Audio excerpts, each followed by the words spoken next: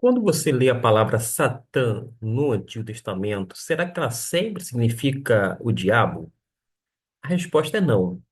No hebraico bíblico, a palavra Satã pode significar simplesmente adversário, opositor, acusador ou inimigo.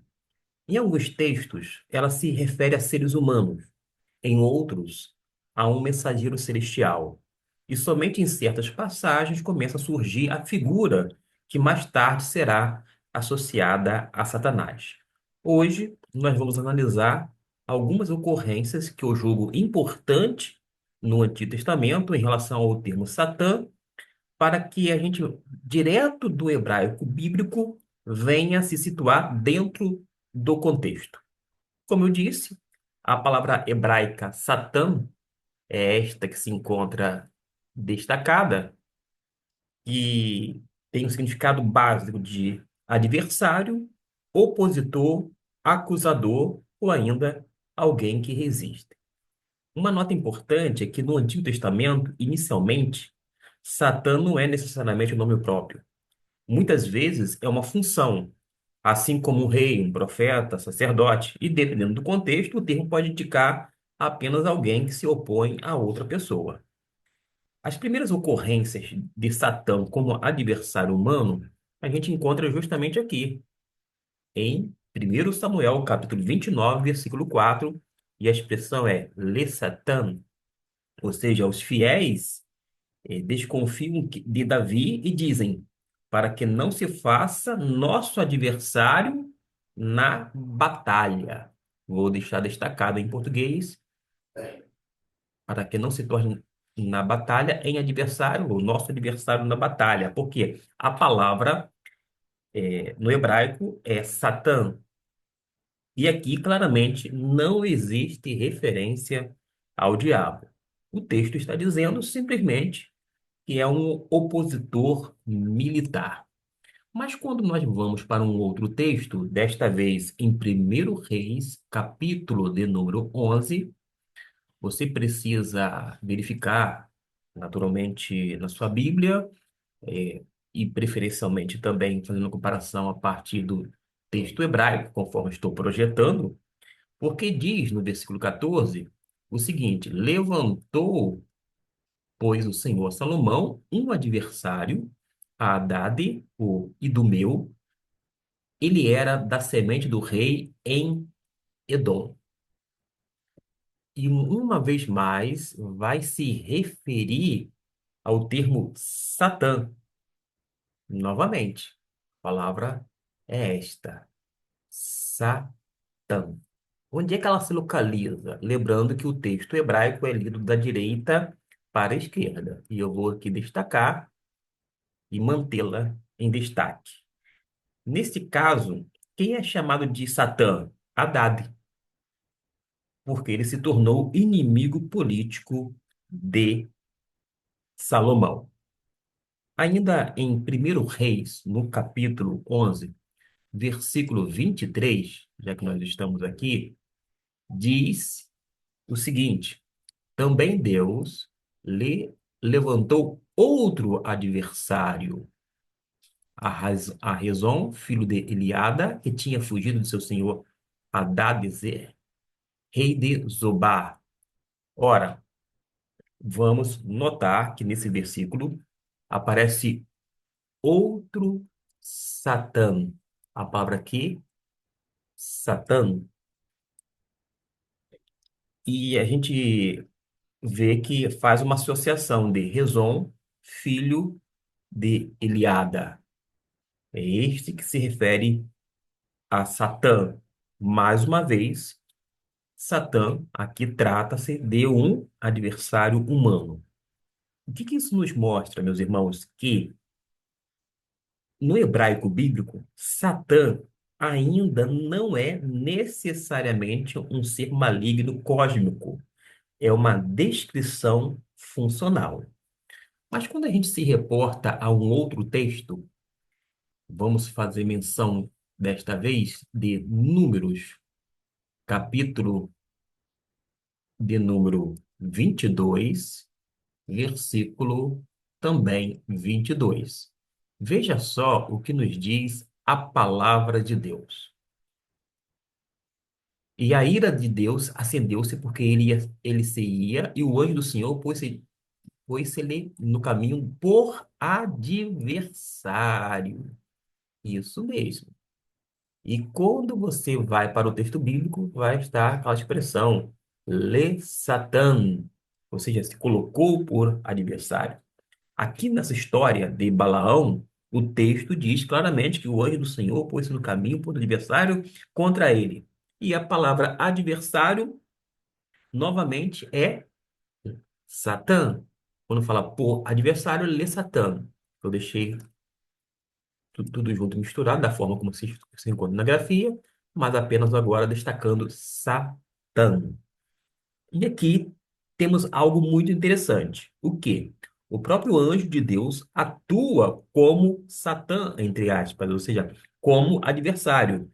Dito de outra maneira, o próprio anjo de Deus atua como opositor. Isso destrói aquela ideia de que o termo sempre vai indicar Satanás como uma entidade demoníaca. E neste contexto, Satanás significa aquele que barra o caminho. Satanás no sentido de adversário, aquele que se opõe. Agora, vai haver um desenvolvimento dessa figura em livros e os autores vão se dividir. Não há unanimidade, mas aparece naturalmente lá em Jó, capítulo 1 e 2. Vou apenas deixar o capítulo aqui, não necessariamente pegar todos os versículos e projetar, tampouco fazer a leitura, mas quando nós vamos para Jó, tanto no capítulo 1 quanto no capítulo de número 2, nós vamos ver que aparece de fato a palavra Satanás. Isso mesmo, Satanás. Aqui está escrito Ha-Satan, Ha, o adversário. Veio também o adversário, ou seja, o Satã ou ainda o acusador.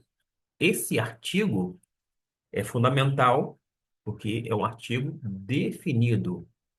Não é um adversário, mas o adversário. É bom que se diga que o texto não apresenta ainda o nome próprio, como Satanás, mas parece uma função, digamos assim, que eu vou colocar celestial, ou seja, de um ser que não é humano. Porque os primeiros casos nós vimos que se refere a opositores, ou adversários, sempre se referindo ao ser humano. Aqui já não é um ser humano, e sim um ser celestial, um ser espiritual, um ser criado, digamos assim, por Deus. Mas o papel aqui de Hassatan em Jó, ele aparece entre os filhos de Deus na corte. E qual é a função deste? Acusar, testar, questionar a fidelidade humana, mas note o seguinte: ele não age independentemente de Deus. Tudo que faz depende da permissão divina. É o que nós aprendemos com o texto bíblico. E isso é muito diferente daquela figura posterior do diabo do Novo Testamento. Porque no livro de Jó, o Hassatã, ou adversário, parece funcionar como um promotor celestial, alguém que testa a autenticidade da justiça humana. Mas quero ainda projetar um texto de Zacarias, isso mesmo, Zacarias, no capítulo 3. O correto seria ler o versículo 1 e 2, porque vai mencionar no versículo 2, tanto no 1, aqui Satanás, e aqui também Satanás. E nós vamos observar que nesse versículo, ó, Hassatã, aparece aqui no versículo 2, Satanás. A gente pode se situar, porque fala que Josué é o sumo sacerdote, ele aparece diante do anjo do Senhor. E o texto diz: e Satanás estava à sua mão direita para se lhe opor. Mais uma vez, o hebraico vai mostrar Ha-Satã, com aquela ideia de o acusador, e o contexto aqui é jurídico. Imagine só um tribunal. E o Satã vai atuar como acusador judicial. Aquela figura do promotor que trabalha na acusação. E aqui a figura já parece mais, digamos assim, personalizada e mais próxima da ideia posterior de Satanás. Mesmo assim, ele ainda está subordinado à autoridade divina. Vai haver uma mudança importante quando a gente analisa o Antigo Testamento em Primeiro Crônicas. Por quê? Quando nós vamos para esse livro, Primeiro Crônicas, nós vamos observar que há uma mudança significativa. Vamos então para o texto bíblico, Primeiro Crônicas, vamos que nos diz o seguinte a partir do capítulo 21, versículo 1. Aparece logo aqui a palavra Satanás, você já identificou, e no hebraico, da direita para a esquerda, Satan. A gente já identificou rapidamente. Diz o texto: então Satanás se levantou contra Israel e incitou Davi a numerar Israel. O que ocorre de significativo de algo muito importante? O texto usa Satanás sem o artigo definido. Lembra que nós vimos pelo menos duas vezes Ha-Satan com o artigo definido o? Aqui não. Não é Ha-Satan, isto é, o adversário, o Satanás. É simplesmente Satanás. Como não tem o artigo definido, subentende que se encontra na forma indefinida. Então, se quisesse traduzir um Satanás, um opositor, um acusador, um adversário, esta é a ideia. Por isso, muitos estudiosos entendem que aqui começa a transição para o nome próprio. Aqui que começa, quando ocorre sem o artigo. Mas é pano para manga. Nós não vamos fechar a questão aqui, porque nós temos eh, um texto em 2 Samuel que fala justamente sobre esse paralelo, uma comparação, onde quem cita Davi é o próprio Senhor. Opa, é Satanás ou é o Senhor? Em Crônicas aparece Satanás, mas aqui, 24, vou deixar aqui o texto, 24, versículo de número 1. A ira do Senhor se tornou a acender contra Israel e citou a Davi contra eles, dizendo: vai e numera a Israel e a Judá. A ira do Senhor se acendeu e incitou a Davi. Ou seja, no livro anterior, Crônicas, mostra que é Satanás. O que isso vai revelar? Que há um desenvolvimento teológico importante dentro do próprio Antigo Testamento. A figura do mal vai sendo progressivamente mais diferenciada de Deus. Ora diz que é Deus, ora diz que já é, digamos assim, um opositor ou ainda um adversário. O que nós podemos falar nessa fase final do vídeo é que a evolução da figura de Satanás, e aqui precisamos entender algo fundamental, no Antigo Testamento, a figura de Satanás não aparece pronta e completa como no imaginário cristão posterior.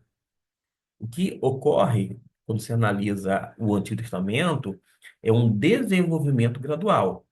Na primeira fase, se é que nós podemos dizer assim, Satã aparece como um adversário humano.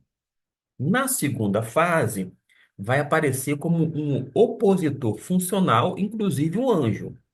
E na terceira fase, nós temos o Ra-Satã, que é um acusador celestial lá na corte divina. E na quarta fase, aí começa a se tornar uma figura mais pessoal e associada ao mal. É justamente esse desenvolvimento que prepara o caminho para o Novo Testamento, onde Satanás aparece como o tentador, o inimigo espiritual, o enganador, o líder, digamos assim, entre aspas, das forças malignas. Mas devemos ter cuidado com algumas coisas. Por exemplo, um dos maiores erros da interpretação bíblica é ler o Antigo Testamento como se toda ocorrência de Satã já significasse automaticamente diabo ou Satanás. Porque o contexto, na verdade, é essencial. No hebraico, como eu disse, às vezes significa apenas inimigo, às vezes opositor, às vezes acusador, e somente em textos mais tardios começa a surgir a ideia pessoal e mais pessoal de Satanás. Qual é a conclusão, então? É que quando nós lemos o Antigo Testamento, no hebraico, e dentro do contexto histórico, percebemos que a figura de Satanás foi sendo desenvolvida progressivamente. Nem todo Satanás, quando aparece o termo adversários, opositor, Satã, a partir do hebraico, é Satanás, conforme nós concebemos à luz do Novo Testamento. Porque às vezes é apenas um adversário humano, outras vezes é um opositor enviado por Deus, às vezes é um acusador no âmbito celestial. E isso nos ajuda, ou um acusador celestial, melhor dizendo, mas isso vai nos ajudar a interpretar a Bíblia com muito mais profundidade e, sobretudo, fidelidade ao texto. Se você gostou desse estudo, dessa análise, deixe seu comentário. Qual dessas passagens que eu coloquei aqui lhe chamou mais a sua atenção? E se você quiser mais conteúdo sobre o hebraico bíblico, Antigo Testamento e teologia, você pode se inscrever no Cantinho Teológico. Nós temos várias playlists que vai você, então, é, dar condições, ferramentas para trabalhar mais e mais as temáticas dentro da perspectiva bíblica. Logo, você vai se reportar aos textos bíblicos, preferencialmente nas línguas originais, com nosso auxílio e com a graça de Deus para ampliar a temática, porque realmente tudo que está na Bíblia Sagrada nos interessa. Que Deus possa lhe abençoar rica e abundantemente a sua vida. Amém.